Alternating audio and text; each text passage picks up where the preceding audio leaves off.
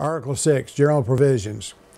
The Supremacy Clause. The Constitution and the laws of the United States which shall be made in pursuance thereof, and all treaties made, or which shall be made under the authority of the United States, shall be the supreme law of the land.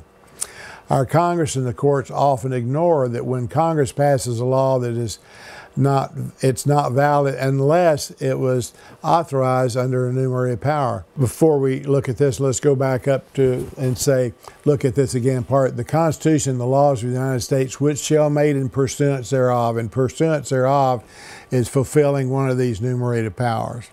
So if they're not fulfilling a enumerated power and they make a law outside of the enumerated powers, guess what? It's not the supreme law. It should be a law that's null and void on its face. So in Federalist Paper number 48, Hamilton said no legislative act contrary to the Constitution can be valid. Sort of like what the court said earlier. You know, if they made a ruling outside the Constitution, it's null on its face. They're saying the same thing in the Federalist Paper. If you pass a legislative act that's contrary to the Constitution, it's null, it's void.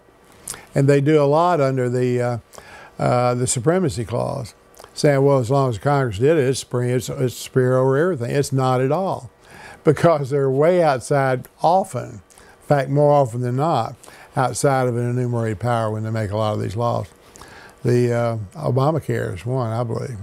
Neither can the President and the Senate amend our Constitution through a treaty, as there is no authority for an amendment made this way in violation of Article 5, which is the sole procedure for amendment. Let's look at the United Nations Treaty Against Arms today. They're going to try to pass a treaty that we would be subject to that would control our arms, our ability to maintain our arms, and the way we trade, the way we buy them, and so forth. You can't amend the Constitution that way, because when you amend the Constitution, it has to come back to the states, where 3/4 of the states, in other words, we the people, have to say okay.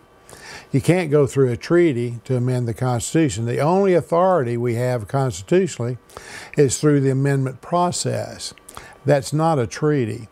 But because the Supremacy Clause says that this Constitution, the laws of the United States shall be made in pursuance thereof, and all treaties made which shall be made under the authority of, and that's the key right here. They don't have the authority to make a treaty that would violate our Bill of Rights or Constitution. Okay, shall be the supreme law of the land.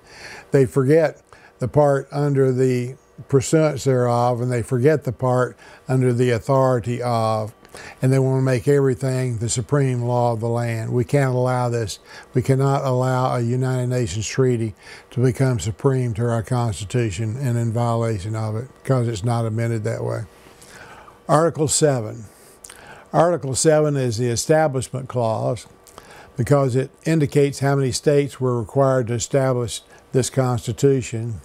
The Attestation Clause is a clause that also links our Constitution to the birth of Christ and to the Declaration of Independence, because it says in the year of our Lord 1787. The year of our Lord, that's Christ. That reverts back to Christ. And the Declaration of Independence, it says in the 12th year of. So that's how they link together in that.